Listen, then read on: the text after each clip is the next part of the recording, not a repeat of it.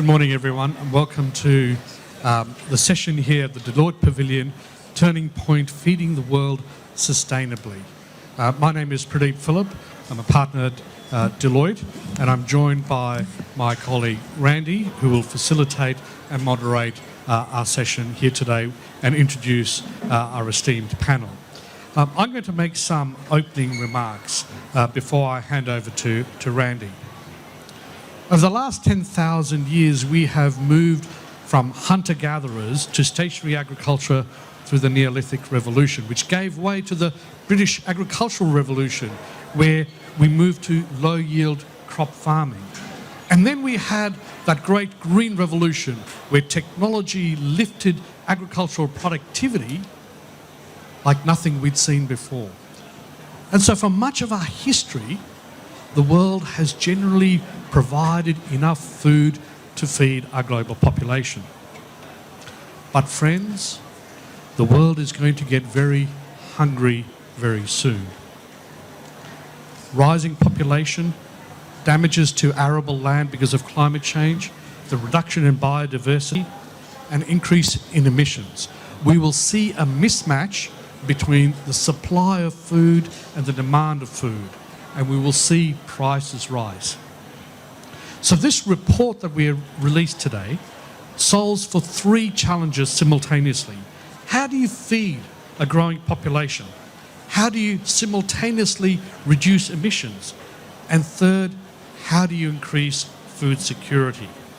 You know, the easiest thing in the world is to just clear more land and feed more people. And in fact, if we don't do anything, we will have to, by 2070, clear more land twice the size of India in order to feed our world's population, and emissions will rise.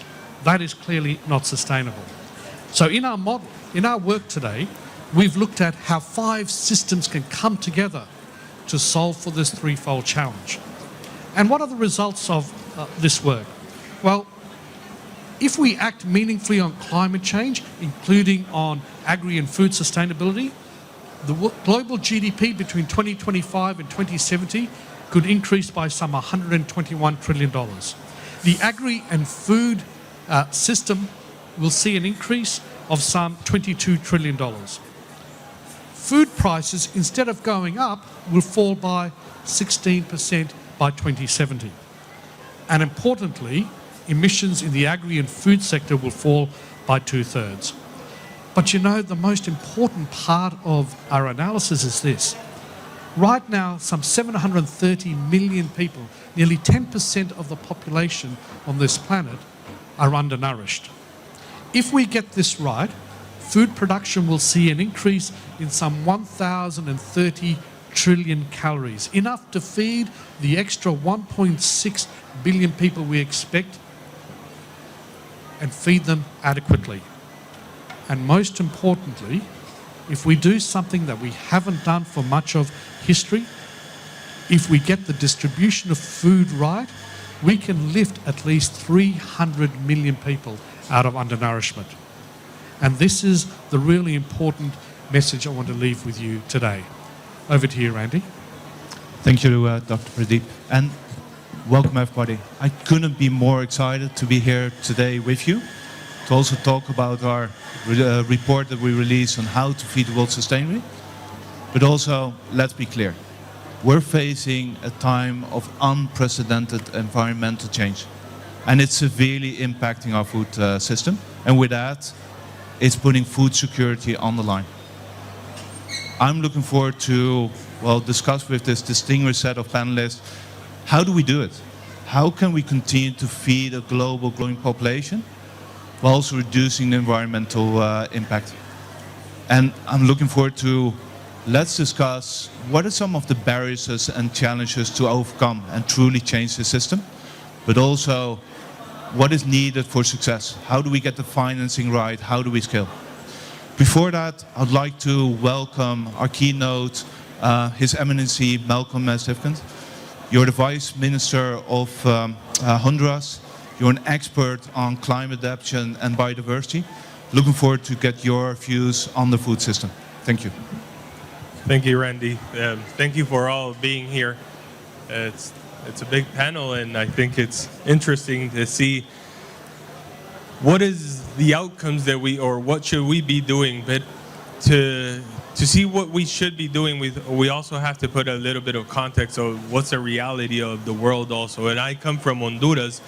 It's a small country right in the heart of America, and America as a continent, I mean, where we are one of the most vulnerable countries, and we are one of the most vulnerable countries, and we get hit by both of the extremes, or both sides. We get hit by where we have our dry corridor with long extended droughts, where we've been losing almost 80% of our food production, especially on the dry corridor, which is a corridor that grabs 1/3 of the national territory. And then we get hit also by hurricanes and floods. Every 2.2 years we get hit by a really strong one, and right now back in my country, in my hometown, right now we are in red alert because of a huge hurricane, which we don't know yet what's the estimate of the losses. But I can tell you that the last one, when we had the hurricane Eta Iota in 2020, we had a loss of 1.9 billion in agriculture losses, dollars, $1.9 billion in agriculture losses. So that's what our reality is, and that's what also takes onto this food insecurity that we have in our country. And I know that it's very similar to all our region. According to the Integrated Food Security Phase Classification, there's 3.8 million people, it's approximately 39% of our population, is face moderate or in severe insecurity. That's what we're facing. Every year we have huge problems, and because of the drought is hitting us stronger every time. We're losing almost, and because of how we're going to see El Nino next year with this drought, we're going to be losing from 20 to 40% also of our production next year. So we have to know, what are we going to be doing next year when we already know that 40% of this is going to be affected. It rains a lot in our countries. There is water in our countries, but there's not enough investment also for infrastructure for retaining this water. So that means that although we have a huge dry corridor, right now my dry corridor is flooded. So when there is a drought, there's 70% of this land that doesn't have access to water because we're not retaining this water, because we don't have this infrastructure that is so needed so we can go along and produce enough every year. From our GDP, it's almost 12% that is hit by, 12% of our GDP is directly on agriculture production. It's almost 30% of our task force or force, the national force that is being worked inside this sector. Very important sector where 56% of our country is still forest. But there's a big pressure on it because of all this food insecurity and because of some external problems also, not just only climate, but our dependence on international needs like chemicals and everything after the war also in Russia, Ukraine, also the scarcity on these chemicals for us to produce. That also makes migratory agriculture, which makes our losses of our forests. So what are we doing, or what should we be doing in our country, and what are we keen into work? And this is part of the debates that we have and the discussions that we have here on the axis of financing. Honduras doesn't emit so much gases, a green gas effect. But we are being hit really strong by this green gases effect. So our priority is adaptation. But the financial flows on adaptation are minimum, almost nothing. It's small grants that are being taken to Honduras because of this climate hit. From all the financial flows, of all the money that is being moving around climate change, only 3% goes to funds. And from that funds, it's a little grants that go into our countries to help us out, also to better off our adaptation, and implement nature-based solutions. So of course, what we have to do to adapt is change the ways how we are producing. We have a particular way of producing. It's called quesungual. It's a way of how we can better off our national production, especially in dry areas. We are also working a lot with agroforestry, so we can keep also this 56% and start restoring a bit more of our area. But of course, it's important just to make some points on, we have to better off all the markets, the access to markets also for the production. But for us, it's not only talking about food security, but it's also food sovereignty. Because if we can't produce on a national scale, it's only just going to be keeping us going and making more immigration from our people that are leaving and fleeing from our places, because now called climate change migration. But there's a strong need. It's a strong need that we can have financial flows for bettering off our livelihoods, and also so we can avoid this immigration and assure the development of our countries. Thank you.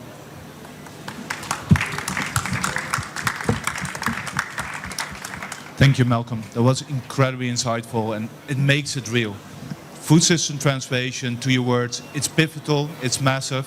2, it's a lot about the finance. How do we make that work? 3, it's a holistic system change. It also touches on livelihoods, humans, the human side. How do we really address this?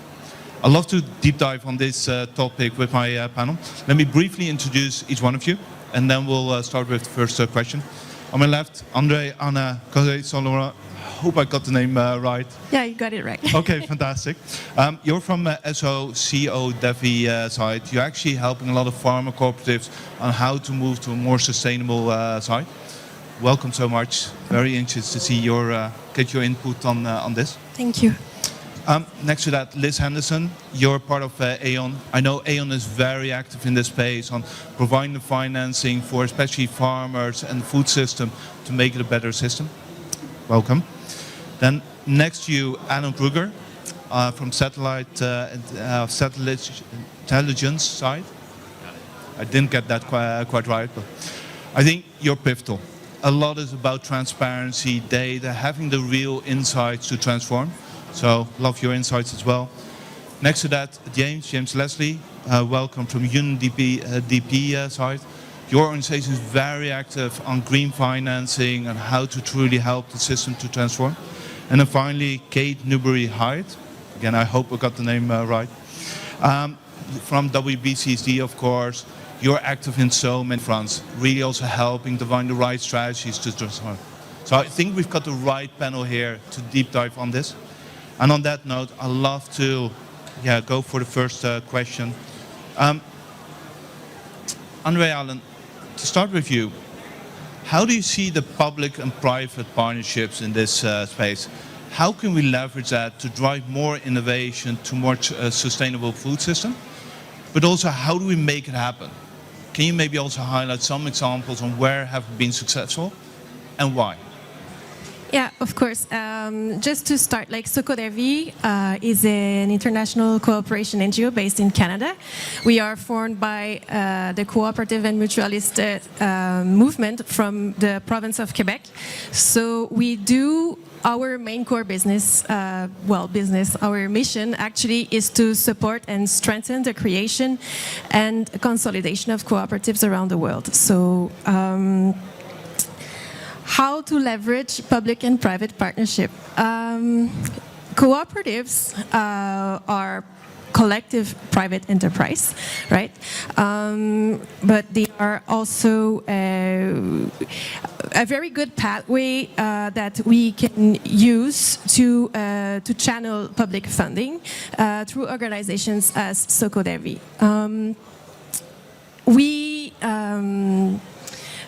For example, last year, our impact was clear through the work that we do with cooperatives. We saw, for example, a significant boost of 88% in cooperatives' performance, and that includes environmental measurements, environmental performance. Average farm income of household increased by 35%, women empowerment index by 30%, and we saw a net reduction in poverty. And that success is rooted in our commitment to cooperative resilience, which is vital in addressing climate change and fostering climate and nature positive outcomes for a change in food systems. Did I answer your questions? I'm not sure I did the 7 minutes, but I can continue if I have time. No, please continue. I think. Yeah, okay. I would like to ask if anyone is a member of a co-op here. You can raise your hand if you are. Yeah, we have one person understanding also maybe the power of cooperatives. You know that cooperatives, they have principles and values, and among one of them is engagement in their community.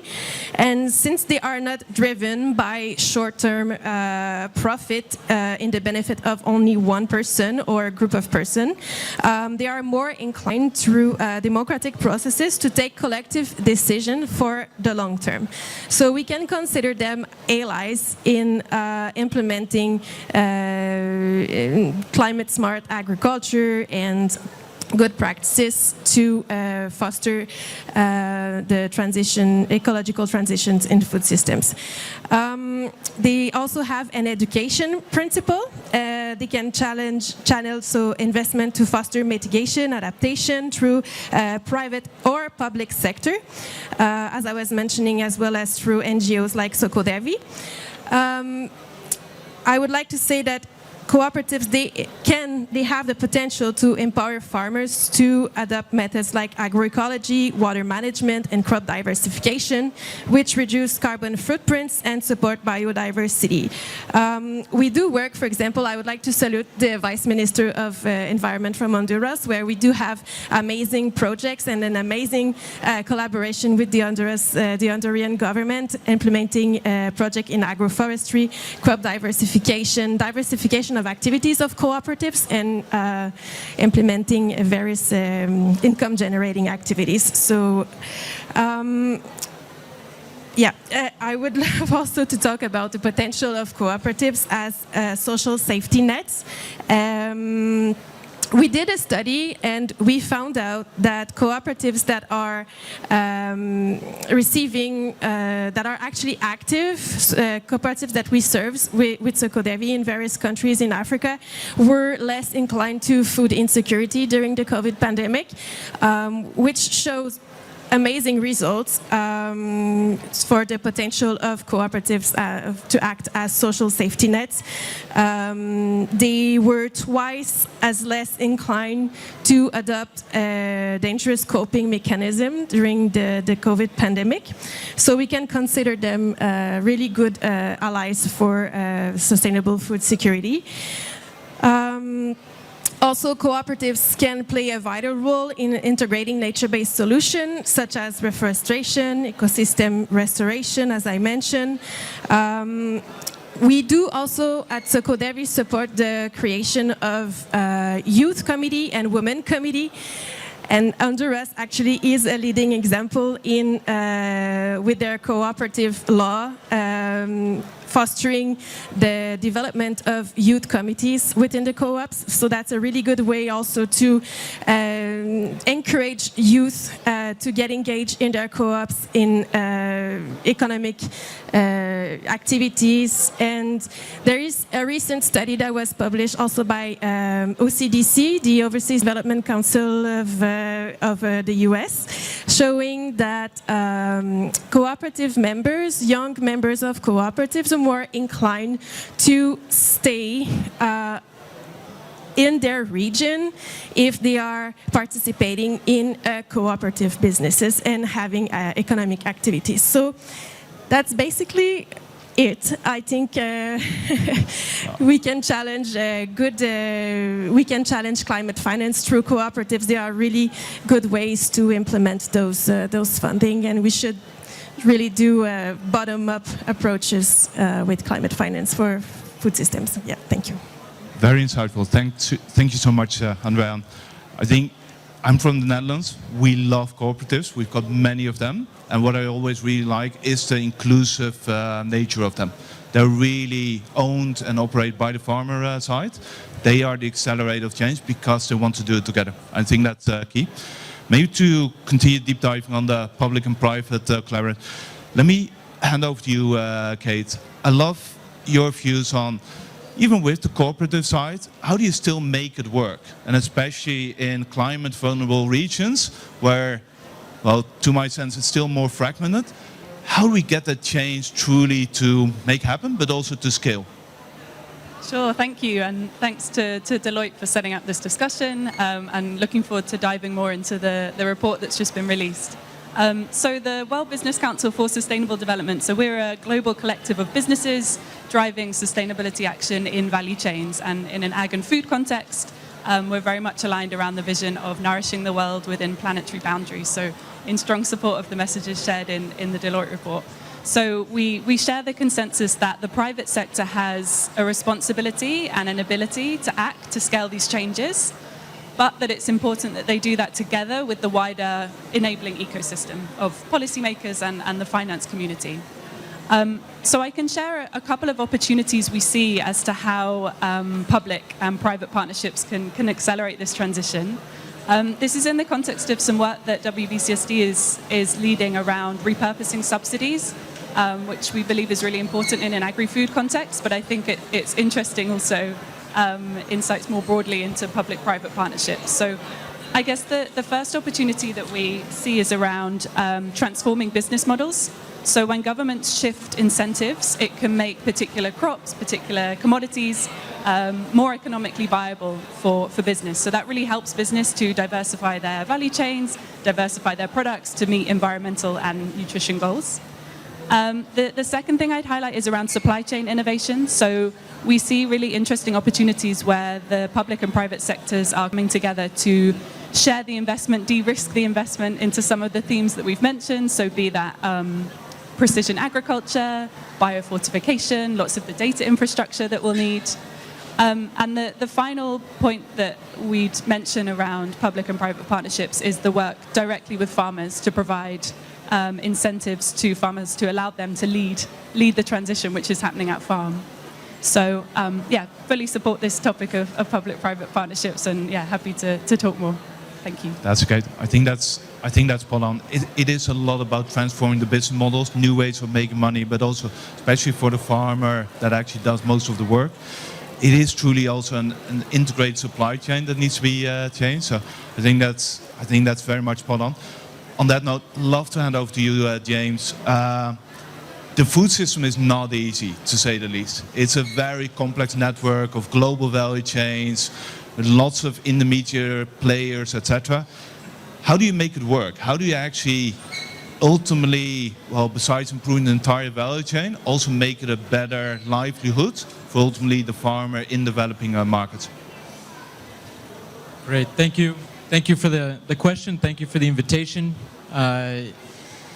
This is a topic that is very central to the work of UNDP. UNDP is working with more than 100 countries around food and agriculture around the globe, but particularly looking at how food and agricultural systems sit within more complex ecosystems in each one of the countries, recognizing the institutional, the social, the economic, and the environmental dimensions that are at play and that influence food systems in each particular context.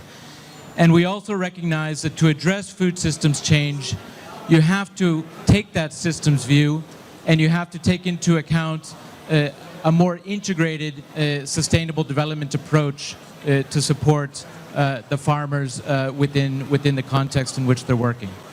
So taking into account that systems view, we as UNDP approach this through the pursuit of three different strategies that are interlinked. The first is strengthening the governance around the food systems, both at the national level as well as at the landscape or subnational level. And this speaks a bit to what Kate also just mentioned. So at the national level, supporting through multi-stakeholder collaboration processes the development of national plans around specific value chains.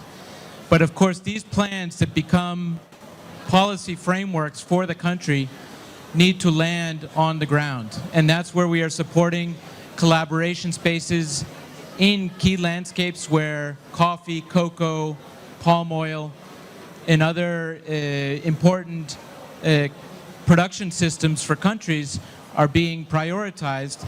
And we work to bring the different stakeholders around the table, communities, farmers, private sector, local government, development partners, civil society, in order to develop a shared vision and shared plan of action to improve the production system in a context of sustainability and climate resilience.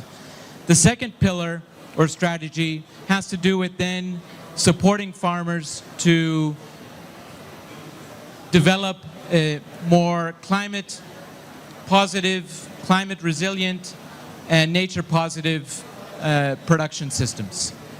And this work entails sitting down with the farmers, looking at the production system, seeing how it can be climate proofed, seeing how what the climate and biodiversity risks are that are associated with that production system. Also developing with them scenarios, participatory scenarios about how they expect the system to be impacted by climate and biodiversity risk in the future, 10, 20, 50 years into the future. And based on that, develop some adjustments to the production system that also allow for ensuring economic feasibility and productivity and benefits, economic benefits for the farmers and their communities. So this is a key element, and based on these revised production systems, also support them to develop business planning. So business planning at the individual farmer level, oftentimes at the organizational level, for example with cooperatives, but also look at business planning at a landscape level. Again, looking at how to integrate the different stakeholders around a shared vision of the development of that system. And the final strategy that is very much connected with the previous one has to do with finance.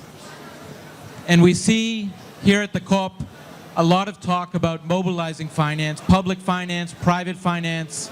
There are different numbers that are being floated around in terms of the importance of mobilizing finance for developing countries to support their efforts in addressing climate. But we also see there to be a very significant challenge in terms of how to ensure that that finance that is channeled to countries actually produces the desired incomes in terms of benefits and in terms of climate action. And here's where we see a need to also, building on that strengthened collaboration between stakeholders at the landscape level, at the national level, use those collaboration mechanisms to also align finance, sequence, align public and private finance, develop those public and private partnerships in the context of those landscape level business plans, and in that way ensure that finance is achieving the objectives that we are all hoping for in terms of both climate, biodiversity, as well as food security. Brilliant. I think governance, new plans, new business plans, but first and foremost, it's about the finance side. And I think we can all acknowledge this. This is the finance COP. This is where it needs to take place and get better. Maybe on that topic, I'd love to hand over to Liz. You probably saw this coming. Let's talk finance. What's your view from Aon side? What are the barriers to overcome, and how can players like Aon, but also the insurance, the financial industry, contribute to this massive system transformation? Thank you, and thank you for having us at this panel. Bringing the insurance perspective into these conversations is incredibly important because insurance is an industry that deeply understands risk, deeply has the skills to be able to handle the uncertainty and volatility that a challenge like climate change brings to a multitude of different industries. And an organization like Aon, which is a global insurance broker, we work with clients across every sector in the value chain and in every country in the world to help them to understand their risks and model them, price them, and place them into the insurance and risk capital markets. And so what that means is that we've got this fantastic opportunity to lean into some of the unique challenges in the food and ag space and think about how do we scale up and speed up our industry's involvement in finding solutions to help scale investment. In the broader finance conversation, oftentimes you hear discussions around being able to de-risk investments, make investments bankable, and that's specifically where the insurance industry can step in. In 2023, the insurance industry paid out $120 billion in losses for natural catastrophes globally. Since the year 2000, our industry has paid more than $2 trillion in claims to people who have suffered a catastrophe or a loss from a catastrophe. And so our industry is totally dependent on our ability to make our world safer. And in many ways, we really already have. Where you have robust markets, we have safer built environment, we have safer practices, safer workplace practices, safer worker conditions. So we have a proven track record of being able to bring our industry in and use our influence and risk knowledge to help change practices to be more sustainable and more resilient against these types of disasters. In 2023, there were also more than $30 billion in losses for crops in America and South America due to drought and extreme heat. We did a study looking at 2 key growing areas for coffee and cocoa and found that drought days are expected to increase by 20% and in some cases more than 40% just in the next 10 years.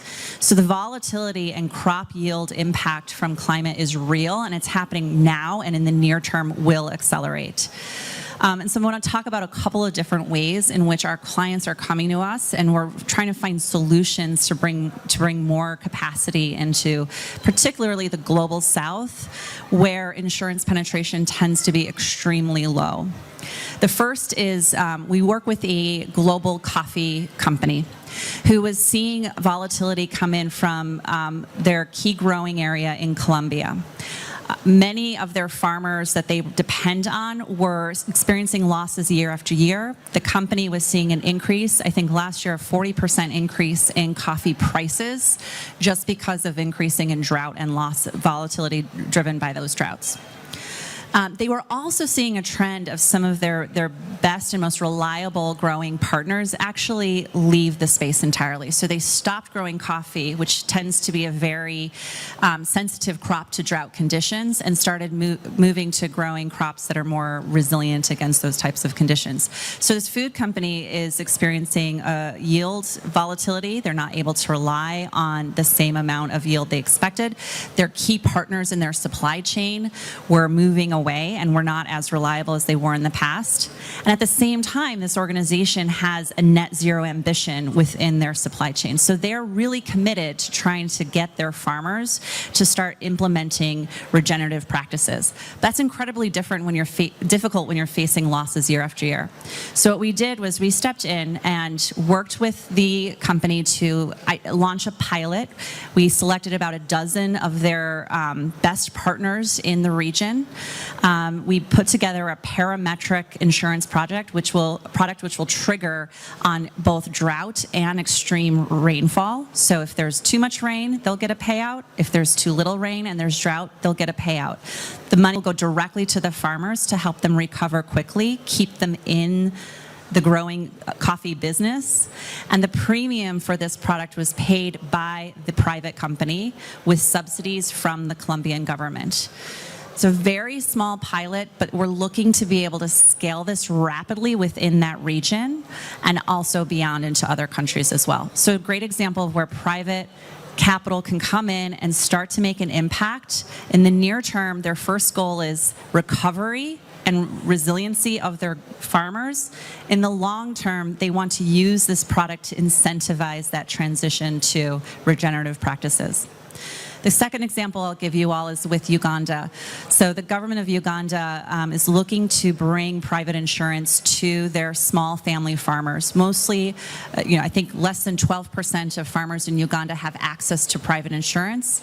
And most of the small-scale farmers are women who are the most kind of susceptible to disruption when there are events. So they grow food for their family, they're growing food for food suppliers globally, and they're facing extreme heat, extreme rainfall, and other climate-related disruptions.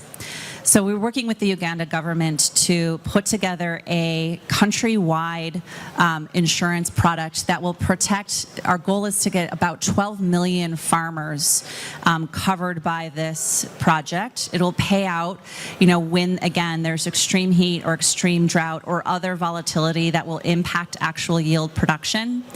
And the premium is being financed in the first few years by development banks and by donor funds.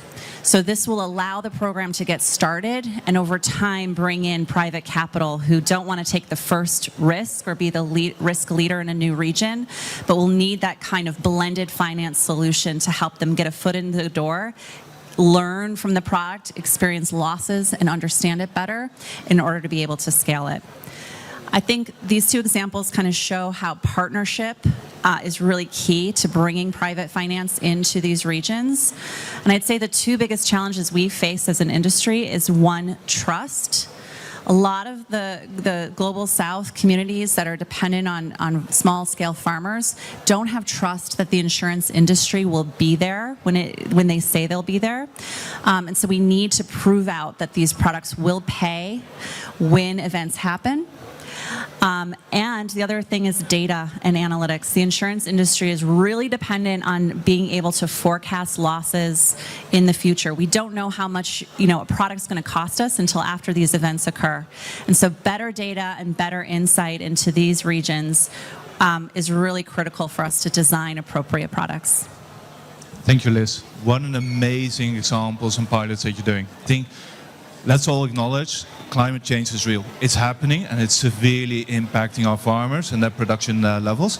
Having these insurance solutions can truly help to give the backing and give the kind of financial security that farmers, especially in developing markets, need to keep going. So I think it's very inspirational. I also love your closing comments. It's about trust and transparency side. On that note, Alan, you saw this coming for sure. I think by the way, you've got the best job of all of us. You're an observation leader in a way. You can actually look from the sky and what's happening. How do you support this? Because we need all the transparency we get, not only to actually, hey, what's coming, what's happening in this very volatile environment, but also how do we give the right level of data and insights to both public and private to make better choices, to actually how to handle this very changing landscape. Yeah, thank you. And I do love my job. So so I think from a frontier technology standpoint, I think it's important to know that like our two co-founders have been working with satellite data since the 90s. So it's not a new thing, but the scalability of it is the exciting part about it. So the real-time dynamics. It used to take months, used to take thousands of dollars to get satellite data to actually produce insights for companies or for conservation.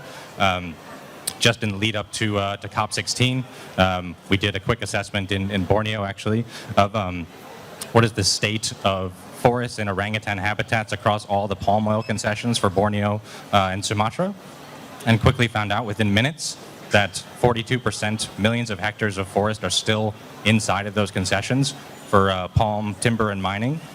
And so then those insights can be delivered to companies immediately so that they can understand where is the priority for conservation, not just for biodiversity, but for also the resilience in the landscape when it comes to operational risk for the future of palm oil development. But But in terms of how we help companies and this increase in traceability data has been quite exciting for the last year. Companies have been panicking with the EU regulation on deforestation-free products. But at the same time, it's unlocked an enormous amount of value for them, because in having traceability data, not just for themselves, but then with the other stakeholders in their space, both their competitors, their suppliers, their customers, the governments. So like in the cocoa space, they then all have a whole new influx of data to show where in Ghana, where in Cote d'Ivoire, but also where in frontier countries for cocoa production, like in Nigeria, Ecuador, to understand where is their cocoa that they're buying directly versus where's their cocoa that we can see in a landscape, because with satellite monitoring you can differentiate between a natural forest tree and a cocoa tree, as well as where's their coffee, where's their palm, where's their rubber in these landscapes. And so with that you can deliver them lots of different insights they weren't even anticipating when it comes to food and sustainability, not just deforestation-free claims for regulatory purposes, but now with like the Task Force on Nature-Related Financial Disclosures, companies are starting to think about what is my overall interface with nature. And so by having increased traceability data for things like cocoa, soy, palm, coffee, they now have a direct way of seeing exactly how they're interfacing with nature by seeing that in the context with remote sensing of what ecosystems are they relying on, what ecosystems are they degrading, and what ecosystems can they conserve or restore with partners in a landscape. So like across, we work with some of the largest cocoa and chocolate companies and the top 5 food companies in the world. So they're all concerned about not just their current regulatory compliance, but the long-term operational risk of their supply chains. And so like in a landscape like in Cote d'Ivoire, where they're all buying cocoa from, we can show them in a landscape not just what farms are deforestation-free, but you can show them, agroforestry was mentioned a couple times. You can show them which farms have achieved a certain level of biomass with a certain level of tree cover, that they have an agroforestry system in place with an increase then of microclimate resilience for that farm. But then the cool thing about satellite data is that you can then scale it and you can zoom out and you can show then the top 5 companies that are sourcing from that region, which of their farms across the whole landscape are at a level where they have agroforestry or where there's still a biophysical potential to increase the biomass on those farms, which then leads to the financing part, where then you can literally pinpoint and show them which farms and with which partners they then have the opportunity to invest in the increase in trees on those farms for income diversification, for food security purposes, for climate resilience, and also for biodiversity, to create these landscape connectivity corridors, which is the more fun part of my job. Is then I show companies that, I was working with a company a few months ago where we showed them between the Thai National Park and the Liberian border that they were sourcing from 5 big traders. And if they did agroforestry investments in all of the farms that they had in that landscape that they had already mapped for traceability purposes, that they could create a new biodiversity corridor between those 2 intact forest landscapes. So that itself leads to biodiversity benefit, but also landscape resilience, water resilience, all these things that are sort of these scaling effects from that. Super cool. I'm seriously so jealous. I would love to have your job to actually help to orchestrate this and make this happen. So let me take an offline conversation with you. Let's see what's possible. But I think clear from everything that the panel mentioned, we need to turn a page. We seriously need to double down and make things happen to make this a better food system. I think that's also the key takeaway from our report. If we do nothing, seriously, food security, our global environment will be under severe pressure. We have to act. The biggest action we can take, the biggest lever to pull, is innovation. If we truly double down or triple down on the innovation, we can make it a better food system. And maybe on that, I love everybody of my panel to share their perspective. Maybe starting with you, Andrea, on what do you see as the biggest opportunities for innovation? What would be your dream initiative to take on today and tomorrow to make it a better food system? Actually, I do believe in innovation. I also believe that a lot of innovations already exist, and we do have to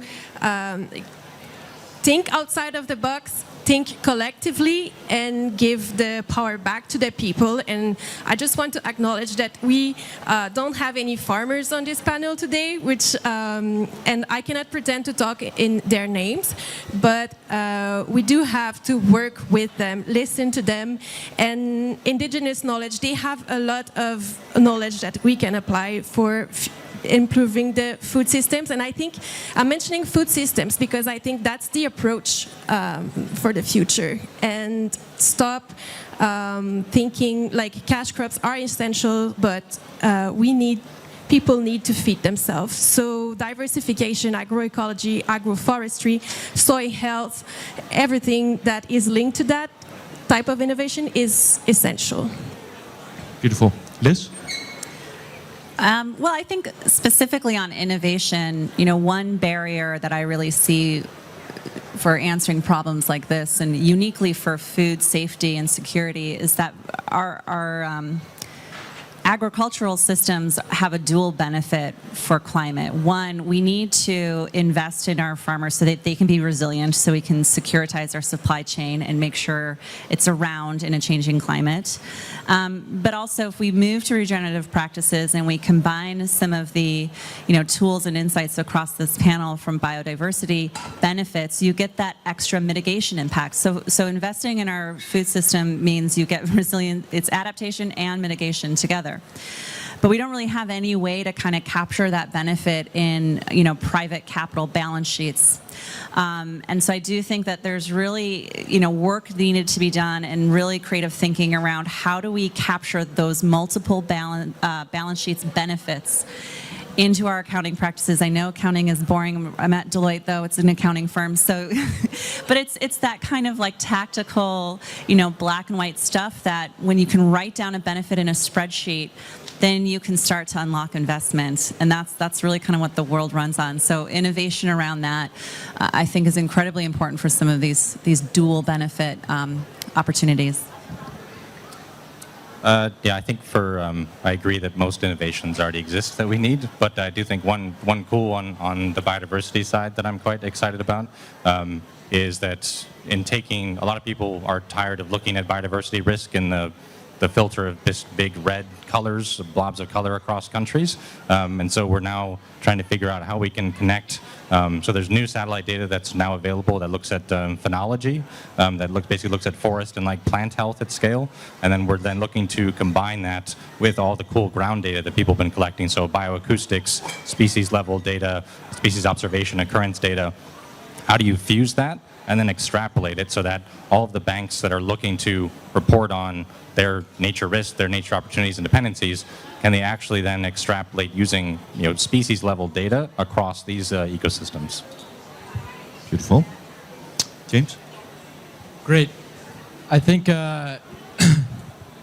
in order to encourage and stimulate innovation, we need to invest in collaboration. So collaboration between stakeholder groups can be messy, it's difficult, takes some time, takes a lot of sweat capital, as they say, but it's necessary in order to both innovate upstream into policy design and encourage policy coherence, but also downstream in terms of the types of production systems that we want to see on the ground, and also in terms of how we can facilitate the finance through more innovative mechanisms. Yeah, thank you. A lot's already been mentioned. Two other points in my mind around innovation. I think there's a real need for a focus in terms of data and measurement. There's a lot of innovation happening. It's super exciting, super fast moving. There is a risk that things are happening in silos and folks are taking different approaches in different parts of the world. So I think there's a real opportunity to better harmonize and align in the way that we're measuring these outcomes across climate, nature, livelihoods, and especially things like nutrition and adaptation, where there isn't perhaps as much alignment in terms of what metrics we're using to measure those. And final point on innovation, I think, is an innovation in ways of working, which we've been talking about in terms of radical collaboration that's needed to act on the building blocks that we know are there. Perfect. It sounds like we're actually in a good place. Most innovation are available. It's just about the 3 C's. How do we connect them? how do we actually make it and combine it in one single way? And 3, how do we collaborate? Really get the entire food system to work together. So what's holding us back? What do you still see as the barriers? Because we're not going fast enough. It's really hard to scale. It's still such a fragmented system with so many trade-offs. What are the barriers? What do we need to overcome? Maybe Alan, from your side. Yeah, I do think that the data consistency and coherency has been is an excellent point, because it is something that now companies through trade associations are starting to figure out a bit of the benefits there. So like the World Cocoa Foundation has brought all their companies together and are now looking to then look coherently and consistently across space and time on deforestation as a particular topic. But I think that's probably the most needed there, so that everyone's communicating with the same information to make decisions together. Maybe Liz, from your side? I think I would say, I think speed is a barrier. We need to be able to move more quickly on some of these solutions, but they take a really long time to put together. The 2 examples that I walked through, one took about a full year from our first conversation to actually writing a product. The other one has been about 18 months, and we have verbal agreement, and we're still working through some of the stakeholder engagement you need to do. So these complex things take time. I do believe when we get 1 done and 2 done, we'll start to get experience and we'll be able to move faster. But right now, it's speed. Maybe Kate, from your side, any additions? Yeah, it would be nice if I could share a silver bullet, which we just need to overcome, and then we fix this and get things going. I think one of the real challenges, speaking particularly on behalf of working with the private sector, is this way of thinking about risk. And at some point, you kind of need to take a jump.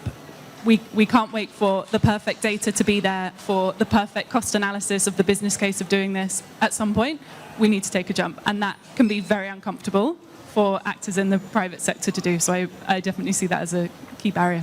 Fantastic. I love it. Let's take a jump. Maybe just to still add to it, James, from your perspective? Yeah, just picking up on that last note, transforming food systems is going to make some stakeholders uneasy, uncomfortable. It's not necessarily a win-win for all. There's a lot of power that needs to be disrupted. That makes a lot of people uncomfortable, and it's necessary if we want to see a change at the level they're looking for. I couldn't agree more. That's it's an inconvenient truth. It's a hard topic or hard apple to bite, but we have to do it. And maybe on that side, Andrea, on your perspective? Yeah, I would add 2 things. Actually, food security is a birthright, and taking care of the planet is also a birth duty. And on that, I think that the topic of feeding the world, feeding the future, sometimes can feel like really overwhelming for everyone. I guess when you get to know all the new data and everything is. It's scary, and we do have to start acting small and acting collectively. And I think the second challenge is, to finish on that, it's optimism. We cannot lose the fight, and we cannot believe in scenarios that are catastrophic. We have to stay positive. And my second, just to end up, I think the second challenge is trust. You were talking about speeding up finance, and I think we have to trust in the grassroots organization, local governments, to implement those climate funds in order to scale up and move quicker. Fantastic, Andrea. Anna. On that note, I would like to close the panel. Thank you so much. I really enjoyed this. I'm actually feeling very optimistic. I'm feeling very positive. It's a tough apple to bite, but with the right trust, jumping forward, but especially, let's do it together. I think we can make tremendous steps in this place. On that note, I'd like to hand over to Dr. Pradeep to fully close this session. Thank you very much for that, Randy. And it is a panel that is all about hope.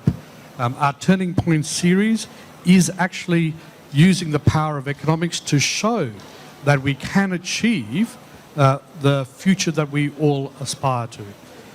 You know, this topic is really important because there is no greater expression of our humanity as individuals and as a collective than the breaking of bread, the sharing of a meal. Sadly, for 730 million people today, that is not an option, and that will get worse.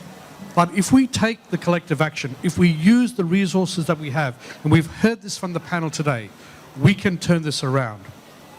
And this is really important. So let's not forget this as we go about the second half of COP and in the period beyond COP. So thank you everyone here for joining us, for being champions of such an important issue, and to this panel for their leadership that we've seen on display here today. Thank you everyone.